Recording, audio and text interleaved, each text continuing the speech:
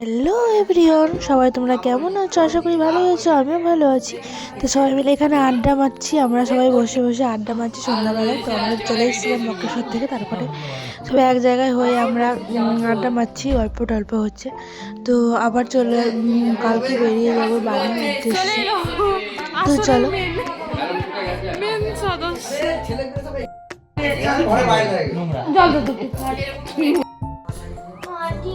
সকালবেলা রেডি হয়ে গেছি, ঘুম থেকে উঠে বাড়ি যাব তার জন্য। তো ভোরবেলাতে মা এখানে ঢুলছে বসে বসে, বাবা তো যাই হোক, চলো আমরা স্টেশন পৌঁছে গেছি। ট্রেনে করে যাব, বাসে যাবো না, বাসে যেমন ভিড় হয়। তো ট্রেনে করে যাব, ট্রেনে করে যাওয়ার পর রামপুরহাটে নামবো, নেমে বাসে করে যাব।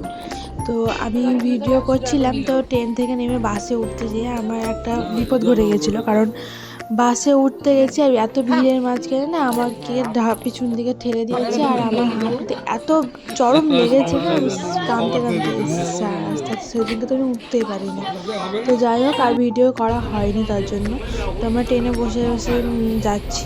তো চলো, আবার তোমাদের নেক্সট ভিডিও দেখা হবে, ততক্ষণ টাটা, বাই। তো চলো।